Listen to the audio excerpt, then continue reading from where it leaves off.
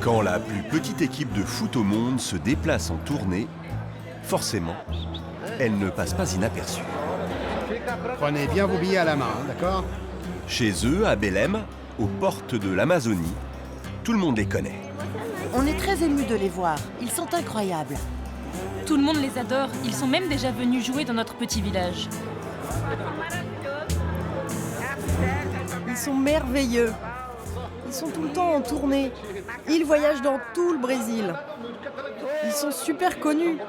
Ce sont nos stars. Ici, ils sont même plus connus que Ronaldinho. Taille moyenne de l'équipe, 1,30 m. C'est ce qui les a rendus célèbres dans tout le pays. Leur entraîneur est bénévole. Il a 33 ans. C'est un ancien joueur pro. Dans l'équipe, chacun porte le nom d'un joueur de la sélection brésilienne, un surnom en fonction de sa ressemblance. Voilà notre mini Romarinho. Lui, c'est Kaka, en format miniature, bien sûr. Et là, nous avons Cafu.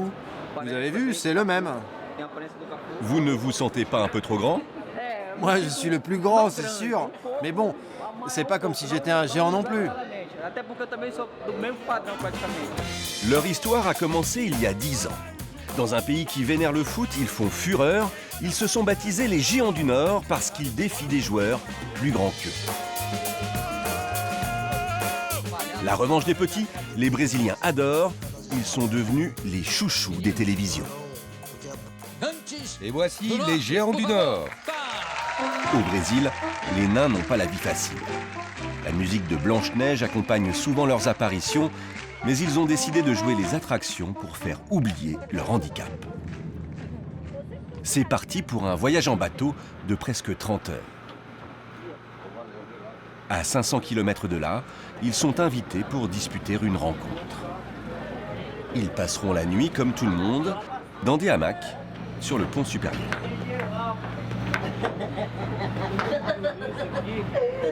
Ça y est, j'y suis arrivé, c'est cool. C'est compliqué, vous avez vu? Eh ouais, c'est ça notre vie. Mais au final, on trouve toujours des solutions. Ils parcourent tout le Brésil, chaque mois dans une nouvelle région. Un privilège, car dans ce pays, les personnes atteintes de nanisme vivent dans la précarité. Elles n'ont droit à aucune indemnité pour leur handicap. Elles sont pourtant plus de 10 millions. Victimes de préjugés, la plupart ne trouvent pas de travail. Les Géants du Nord, eux, assument, mais ça n'a pas été facile. C'est lui, Capacidad, le capitaine, qui a eu l'idée de monter cette équipe. Il a recruté aux 4 coins du pays. José et Daniel ont été les premiers à répondre à l'appel. Moi, avant d'être dans l'équipe, je n'avais jamais voyagé. Je n'osais même pas sortir de chez moi. Vous voyez, nos vies ont changé. À nous tous. Avant, les gens me regardaient de travers. Ils me klaxonnaient dans la rue. Mais depuis qu'on est devenu connu au Brésil, ma vie a changé. Vous avez davantage confiance en vous maintenant ? Je vais vous dire, je suis même fier de ma taille maintenant. Ouais, je suis né tout petit. Et je m'accepte comme je suis. Cette équipe, c'est comme une seconde famille. Cette équipe, c'est également leur seule source de revenus. Sans sponsor, ils sont payés au cachet pour chaque match. À peine 200 € par mois, moins que le salaire minimum. Le lendemain matin, arrivés à Macapá sous un soleil de plomb, en plein sur la ligne de l'équateur. Voici celui qui les a invités, le patron du club local. Il sait qu'avec les Géants du Nord, il va pouvoir remplir les tribunes de son stade. Ils sont vraiment devenus une référence dans le milieu du foot au Brésil. C'est dû à leur déficience, ou plutôt leur particularité. C'est une véritable attraction ici. Et je peux vous dire que certains clubs pro sont bien moins organisés qu'eux.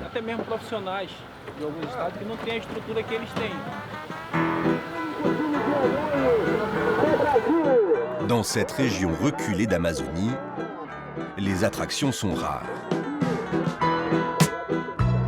C'est le patron du club qui fait la réclame. Venez voir les Géants du Nord, la seule équipe de nains du Brésil. Venez nombreux au stade ce soir, avec vos parents. Vous allez bien rigoler. Chacun va toucher 30 € pour le match de ce soir. On est loin du luxe des clubs pro.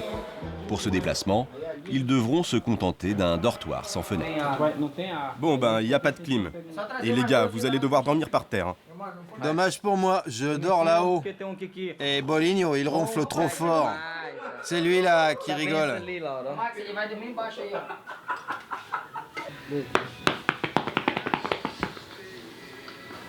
Ici, ça va. Mais parfois, les gens se moquent de nous. Ils font des blagues nulles, du genre « On coupe les gens en deux chez vous ?» Parfois, on fait pas attention, mais ça nous met en colère. Ça nous fait mal. Les mots sont parfois plus douloureux que les coups, vous savez.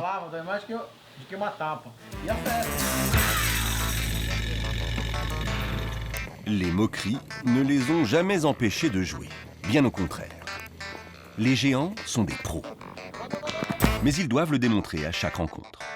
Ce soir, ils affrontent une équipe d'adolescents. Tous moins de 15 ans, mais beaucoup plus grands qu'eux.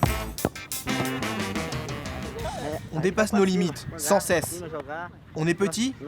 Eh oui, on est plus petit que la moyenne. Mais c'est pas ça qui nous empêche de viser au plus haut. On a peur de rien. Nos adversaires peuvent être grands, mais on sait profiter de notre petite taille. On les dribble. On les contourne. C'est comme ça qu'on s'en sort.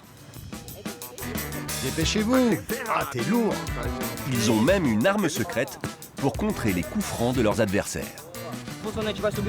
Alors, ceux-là montent sur les épaules des autres et eux se retournent face aux gardiens. Vous voyez comme ils grandissent d'un coup? Allez, continuez de vous entraîner. Franchement, j'ai vérifié les règles officielles, même les règles de la FIFA. Rien ne dit qu'on ne peut pas faire ça. J'ai même suivi une formation d'arbitre.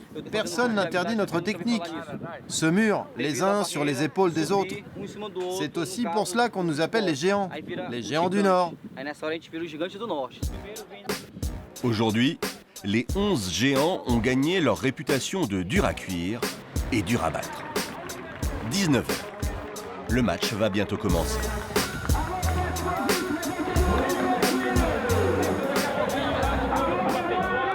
Voilà les géants du Nord. Une super équipe. Et surtout la seule équipe de nains du Brésil. Les footballeurs jouent le jeu. Et pour se prendre en photo avec eux, c'est la bousculade. Regardez, lui c'est Mini Romario. Et cette petite fille de 7 mois, elle a presque la même taille que lui. C'est incroyable. C'est nouveau pour nous. On ne voit jamais de nains ici. C'est un spectacle. Et des nains qui jouent au foot? Encore moins. C'est incroyable le succès qu'ils ont. Ces nains, ils sont fantastiques. C'est un bon business pour vous alors? Bien sûr que c'est un bon calcul pour nous, aucun doute. Ça nous ramène du public, ça plaît aux gens, alors forcément c'est bon pour nous financièrement. On y trouve notre compte, c'est clair. Il est tellement mignon. Ils sont trop drôles, vraiment. Pour nous et pour nos enfants, c'est un spectacle divertissant. Nos enfants baignent dans un monde tellement violent. La vie n'est pas facile au Brésil aujourd'hui. Alors nous, on est venus se changer les idées. Voici leurs adversaires. Jouer contre plus petits qu'eux, ça les fait bien rire. Franchement, pour des géants, ils sont vraiment pas grands. À mon avis, ils risquent pas de marquer de la tête. Mais vous n'avez pas peur de perdre contre eux? Oh non, ça risque pas. Ça va être de la rigolade, vous allez voir.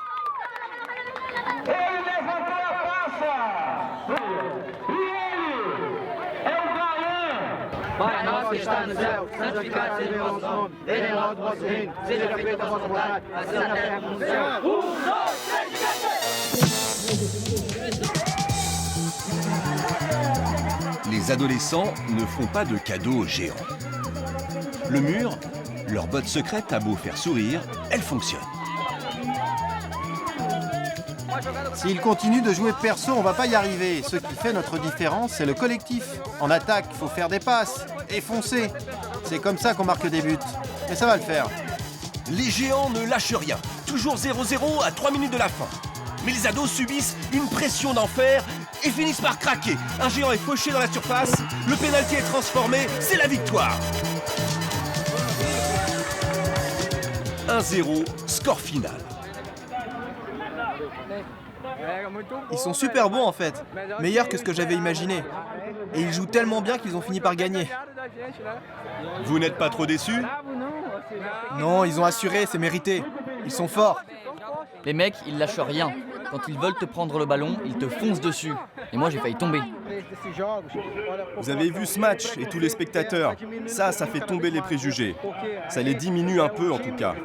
Nous, à chaque fois qu'on joue, c'est du spectacle. Et les gens repartent avec un regard différent. Et nous, les nains, avant, on n'osait pas sortir de chez nous. Aujourd'hui, grâce au sport, au foot, grâce aux géants du Nord, notre vie a changé.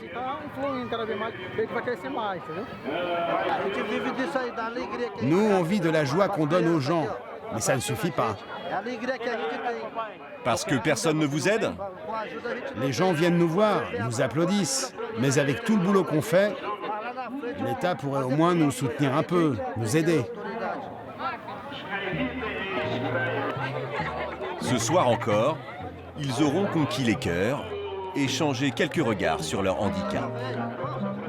Des footballeurs de la galère, de ceux qui ne renoncent jamais, contraints de vendre le DVD de leurs exploits à 1 € pièce pour financer leur retour.